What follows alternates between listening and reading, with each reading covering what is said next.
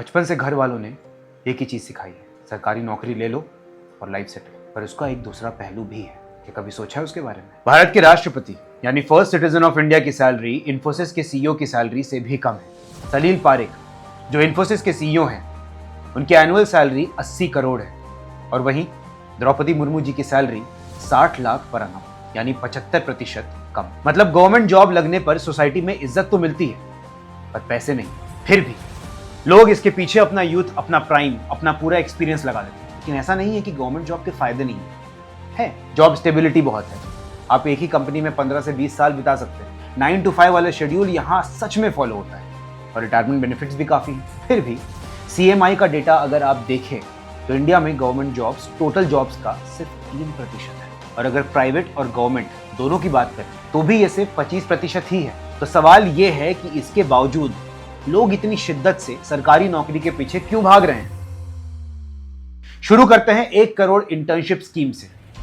इसे prime minister package on employment के तहत लॉन्च किया गया, पर इस स्कीम के थ्रू सिर्फ 28,141 ऑफर लेटर्स ही रिलीज हुए हैं। मतलब टारगेट का सिर्फ 0.2%। सरकार का यह भी कहना है कि पिछले 6 सालों में 17 करोड़ से ज्यादा जॉब्स क्रिएट हुई, पर इसके बावजूद भारत की 46% पॉपुलेशन एग्रीकल्चर यानी खेती पे डिपेंडेंट है, जिसमें मोस्टली फैमिली का एक मेंबर ही कमाता है। बाकी लोग तो अनपेड लेबर ही कर रहे हैं। पब्लिक लेबर फोर्स सर्वे के डेटा से पता चला है कि भारत में 18.1% लोग अनपेड वर्कर्स हैं, जो कोविड के वक्त 2022 में 17.4% ही था। मतलब प्रॉब्लम यही है कि लोग काफी हैं और नौकरियां उतनी नहीं है। ऑयल एंड गैस PSUs जैसे इंडिया ऑयल, ONGC, गेल, इनकी बात करें तो जहां गवर्नमेंट एम्प्लॉयज का पूल सबसे ज्यादा है, तो वहां भी पिछले 6 साल में तकरीबन 16,000 जॉब्स कट हो चुकी हैं। उनका कहना है कि टेक्नोलॉजी और ऑटोमेशन ने उन्हें ले ऑफ करने पे मजबूर कर दिया और प्राइवेट सेक्टर में भी यही हाल है। हाल ही में माइक्रोसॉफ्ट ने 9,000 एम्प्लॉयज का ले ऑफ और लोग इस पर डिबेट्स करते हैं कि टेक इंडस्ट्री स्टेबल नहीं है,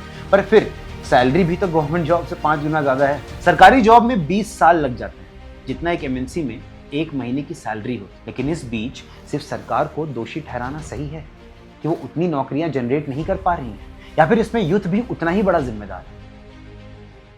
भारत की यूथ की एक बहुत बड़ी समस्या है, ये पढ़े लिखे बेरोजगार बनते जा रहे हैं।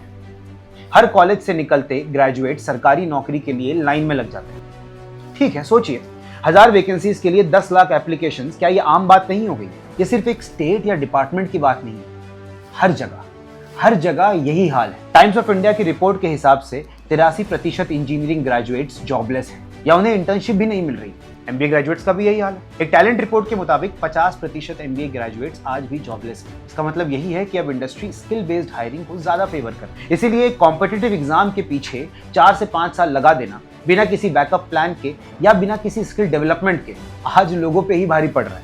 और यही कारण है कि इनफॉर्मल इकोनॉमी में डिपेंडेंसी ज्यादा बढ़ने लगी। अब ग्रेजुएट भी मजबूरी में डिलीवरी बॉय, टेलीकॉलर या गिग वर्कर बन रहे हैं और इनमें से लगभग 77% लोगों की एनुअल सैलरी 2.5 लाख से भी कम है। और इसका कोई इमीडिएट सोल्यूशन नजर नहीं आ रहा है क्योंकि गिग इकोनॉमी का स्ट्रक्चर टिपिकल एम्प्लॉयर जैसा नहीं होता और शायद इसीलिए उन्हें एक से ज्यादा प्लेटफॉर्म्स के लिए काम करना पड़ रहा है। एक डिबेट ये भी है कि इन गिग वर्कर्स को भी EMS यानी एम्प्लॉयज पेंशन स्कीम के अंदर लाना चाहिए या नहीं, पर EPF की हालत भी ढीली होती जा रही है। 2019 से लेकर 2024 तक में इनऑपरेटिव EPF अकाउंट्स यानी अनक्लेम्ड EPF अकाउंट्स 5 गुना बढ़ चुके हैं और ये सिर्फ जागरूकता कम होने की वजह से नहीं है। ये दर्शाता है कि भारत में हर नौकरी करने वाले के पास सोशल सिक्योरिटी होना गारंटी नहीं है। खैर, चलते हैं दूसरे दोषों की तरफ। और पॉलिसीज की बात करें तो ऑस्ट्रेलिया ने हाल ही में right to disconnect law pass किया था, जिसमें काम के बाद आपका बॉस आपको कॉल नहीं कर सकता। फ्रांस, स्पेन, जर्मनी जैसे देश में भी वर्क लाइफ बैलेंस को प्रमोट किया जा रहा है। फ्रांस में तो लॉ है कि ऑफिस आवर्स के बाद कोई भी एम्प्लॉय से काम की एक्सपेक्टेशन नहीं रखा जाएगा। स्पेन ने 4 डे वर्क वीक ट्रायल किया है और जर्मनी में ओवरटाइम स्ट्रिक्टली रेगुलेटेड है। अब आप ही डिसाइड कीजिए कि क्या सही, इनके मॉडल्स या हमारे 70 घंटे पर वीक वाला मॉडल। वर्किंग आवर्स की खबरें तो हमारे देश में आए दिन आती रहती हैं। कर्नाटका गवर्नमेंट ने प्रपोज किया कि मैक्सिमम वर्किंग आवर्स को 9 से बढ़ाकर 10 घंटे पर डे कर दिया जाए। मतलब एक हफ्ते में 48 घंटे से बढ़कर 60 घंटे तक काम हो सकता है अगर ओवर टाइम इंक्लूड कर दिया जाए। आंध्र प्रदेश में भी सिमिलर प्रपोजल्स आए हैं जहां फ्लेक्सिबल वर्किंग आवर्स और लंबे शिफ्ट्स की बात चल रही है, खास करके मैन्युफैक्चरिंग और IT सेक्टर्स के लिए। सरकार का कहना है कि ये स्टेप प्रोडक्टिविटी बढ़ाने के लिए लिया गया है और ग्लोबल इन्वेस्टर्स को अट्रैक्ट करने के लिए। उनका आर्गुमेंट है कि चाइना, वियतनाम, बांग्लादेश जैसे कंट्रीज में भी तो फ्लेक्सिबल लंबी शिप्स हो रही है, तो इंडिया को भी कॉम्पिटिटिव बनने के लिए ये स्टेप लेना पड़ेगा। लेकिन पब्लिक और ऑपोजिशन का रिएक्शन बिल्कुल अलग है। जब प्राइवेट सेक्टर में ऐसे रूल्स आएंगे तो ऑब्वियस है कि यूथ सरकारी नौकरी की तरफ अट्रैक्ट होंगे, क्योंकि वहां अब फिक्स्ड आवर्स हैं, छुट्टियां हैं और जॉब सिक्योरिटी मिल रही है। सवाल उठता है कि सैलरी उस हिसाब से मिलेगी या नहीं। रियलिटी ये है कि प्राइवेट सेक्टर में ओवर टाइम का पेमेंट या तो प्रॉपरली मिलता नहीं या फिर कुछ इधर उधर करके लूप होल्स ढूंढ के इग्नोर कर दिया जाता है। काफी कंपनीज फिक्स्ड सैलरीज के नाम पर एक्स्ट्रा आवर्स के पैसे नहीं देती, और जब वर्किंग आवर्स बढ़ जाएंगे तो पर आवर वेज और भी कम हो जाएगा। इनका इम्प्लीमेंटेशन होना तो अभी बाकी है, पर जिस स्पीड से इंडस्ट्री आगे बढ़ रहा है, एआई का बोलबाला बढ़ता जा रहा है, अगर जल्दी कदम नहीं उठाएगा तो यूथ इस दलदल में फंसता चला जाएगा कि क्या पढूं, घर छोड़ के दूसरे शहर काम करूं या नहीं, और काम करूं तो क्या, क्योंकि हमारा एजुकेशन सिस्टम तो वही है और नौकरियां कम होती जा रही हैं। हमारे आज के स्पॉन्सर्स हैं जार ऐप। यहाँ आप 10 रुपए से लेके अपना मनचाहा अमाउंट 24 कैरेट गोल्ड में सेव कर सकते हैं और जब जरूरत पड़े ऐसे विड्रॉ भी कर सकते हैं। तो डाउनलोड करिए जार ऐप। चलिए अब आगे बढ़ते हैं।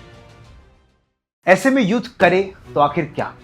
2024 की एक मलयालम फिल्म बक्की वनावर, जिसमें मेन कैरेक्टर के पास इकोनॉमिक्स में मास्टर्स डिग्री है, फिर भी उसे नौकरी नहीं मिल रही है और घर चलाने के लिए वो एक फूड डिलीवरी प्लेटफॉर्म के लिए काम कर रहा है। उसमें एक सीन आता है कि डिलीवरी वर्कर अपने 2 दोस्तों के साथ बैठा है और उनमें से एक सवाल करता है, बताओ हमारे देश में किस चीज की बहुत ज्यादा कमी है। इस पे दूसरा बोलता है कि मेरे पास मेरी डिग्री तो है, पर उस डिग्री के लायक नौकरी नहीं।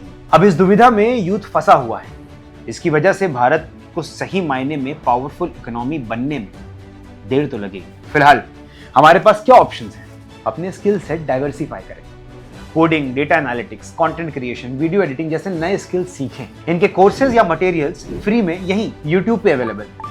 आजकल स्टार्टअप्स का भी जमाना है, गवर्नमेंट भी सपोर्ट कर रही है, तो अगर आपके पास कोई आइडिया है तो आप उसे भी कंसीडर कर सकते हैं। हम ये नहीं कह रहे कि सरकारी जॉब मत करिए, पर तब ही जब खुद की मर्जी, ना कि समाज, परिवार या किसी इन्फ्लुएंसर की जिसने तुम्हें ये सपना दिखाया, क्योंकि इनकी ग्राउंड रियलिटी फिलहाल तो बदलती नहीं दिख रही। पिछले साल 2024 के यूपीएससी में लगभग 13 लाख लोगों ने एग्जाम दिया और वैकेंसीज कितने थे?